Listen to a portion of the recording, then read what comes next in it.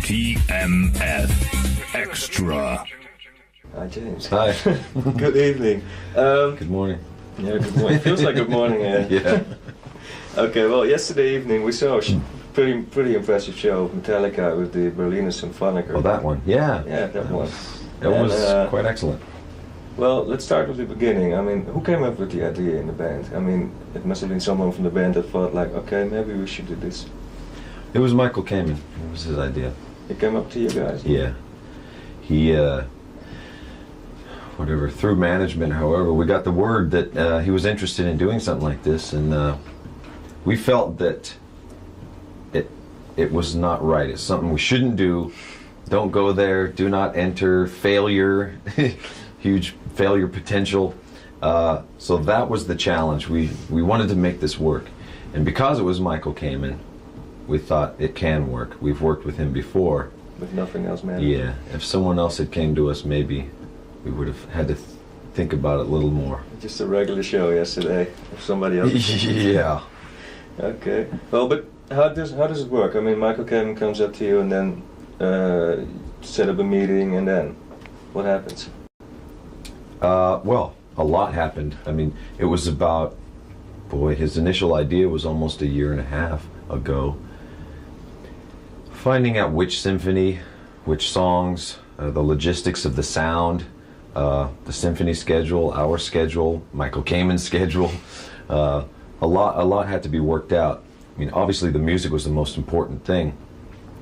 Michael Kamen came out, saw a couple live shows. We gave him live tapes, because obviously we play a little different live than on the studio stuff. And he just started banging along on the piano to our songs and see how it moved him.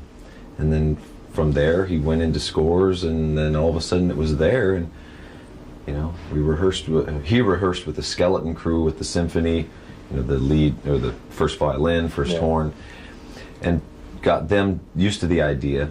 Then they took their little notes back to their groups, you know, and then all of a sudden we were in front of a symphony, you know, playing, and it was very intimidating, you know. Was it? Because how is the sound on stage if you're playing with each other? Is it for you guys, for the band Metallica, is it like 50-50? Are you being run over by the sound of the strings? No. It's hard to run over Metallica with a violin. That was a big hurdle to get over, the sound on stage. Well, first of all, the symphony's not used to playing with the big PA, you know, or with the rock band there. Yeah. It all started with the drums. You know, the drums, you can't really turn them down. They're as loud as you hit them. So we put them in a little box, a plexiglass box, to contain his sound. And then we, you know, got rid of our Marshall stacks, you know, and got ear monitors. So we contained the sound. The problem was the strings, they couldn't hear themselves, you know. So that was a hurdle that took a while to get used to, but I think it worked out pretty good.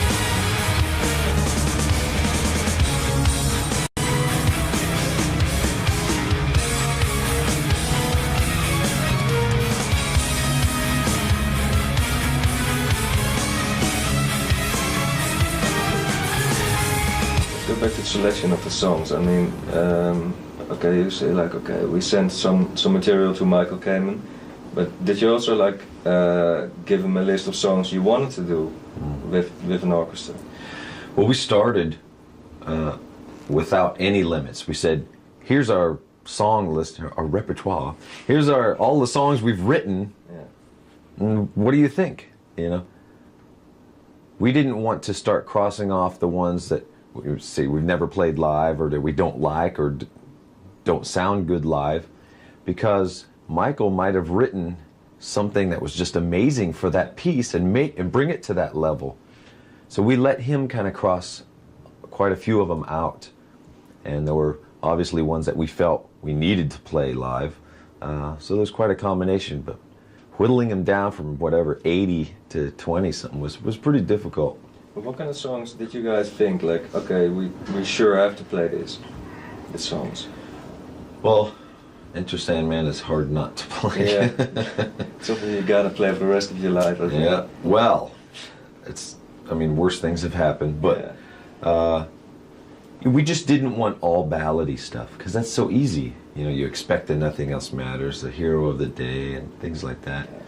They're easy to score, but we wanted to play a Metallica show with, you know, Sad But True. We wanted Fuel. We wanted Battery in there. We wanted to play the faster stuff as well. From the Bell Tolls, it was to me it was like the most impressive song of yesterday. Wow. I don't know why, but then it really struck me. So it's good. What was it for you, Guy? I mean, there is a first time to get on stage with a lot of people around you and then play a show with like 100 people behind you, also trying to make some noise. I mean, what was it like the first time? I mean, you got a pretty big reputation of playing live on stage, etc. So I suppose that you're not really nervous to get on stage, but Well, how about this time? Sorry to break the bubble, but there was a lot of nervous energy. Well, the initial San Francisco shows they were just going to be shows. And then, well, since we're doing this just once, let's record it. And then, well, if we're recording it, let's film it, you know. And then it became this huge thing. And not only were we nervous just to play in front of, you know, symphony regulars and the symphony themselves. You've got these cameras and everything else. So it was very nerve-wracking, and it was an exercise in controlling your emotions, I felt. Because you're hearing, like our intro tape, the Ecstasy of Gold, the Ennio Morricone piece. We've heard that for 200 years before every show, and it makes your hair stand up. And to hear an orchestra play it live in front of you, it was amazing. And I found myself listening and being captured, and oh, I have to play, I forgot, you know. It was, a lot of times I had to not listen to them because it was so moving for me. And a lot of times it was really nice and sensitive, and inside you're just boiling, you can't take it anymore. You gotta let out.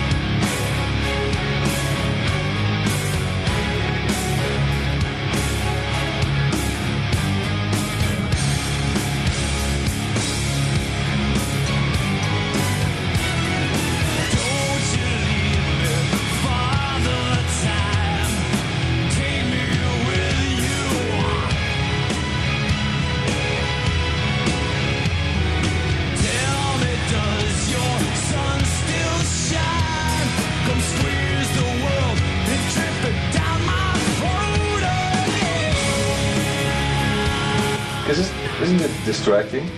Because you're like playing a band, you're used to like playing with the four guys and hitting it really hard and going strong. And then sometimes you might have heard something like in the back. Come on. Well, I couldn't really listen to them. I had them take out of my monitor. We had ear monitors in, took them out, because at first I thought they're going to mess me up. I'll start playing wrong, or if they screw up, we want to be okay, you know. We're still Metallica now, you know. But now at the Berlin show, I heard them more. I had more of them in my ears, because I was used to the score, you know, the music that Michael had written. So I knew what to expect. There was no surprises. Were there any rehearsals with the Berliner Symphonic Orchestra? It didn't seem like it, huh? We did a day and a half, which was 4.5 hours. Because the beauty of the people playing string etc. is that they don't really need that much practice for songs that don't even know. Well, because they're so schooled, they read music. Yeah, you think that you just put it down in front of anyone and you can play with Metallica, but you can't. They have to learn how to listen to the band as well as just read, because it's more of a feel thing instead of just very, you know, stale and on paper. You know, because we're not the most perfect tempoed band either. You know, it fluctuates, so they had to learn to listen as well. So yeah, we talked to some of the players in San Francisco saying that a lot of times they were getting the beat from one of the headbangers in the front. You know, there's the beat of the song. Okay. So they learned. Yeah. Do you think that this proves that the compositions of the Metallica songs, that there is a connection between classical music and the composition of at least some of the Metallica songs? Well, yes. I mean, we're not trying to claim that we're any, you know, masters at anything, you know, or any accomplished musicians, and we're not. But I think some of the songs that we've created have a similar vibe, as in they're long and have an epic feel to them, and they take you places. And that was I think the link as well. If you listen to Justice for All, you get like all the I know Yes, yeah, my favorite. you get the song of like 9 minutes 23 seconds. You get the feeling of being pumped up into the wild unknown fields, etc. So that's like a classical feel into it. Okay. What do you think that the fans got out of this? Because there were a lot yesterday, and I mean, I told you that I was impressed, because it's like something you gotta get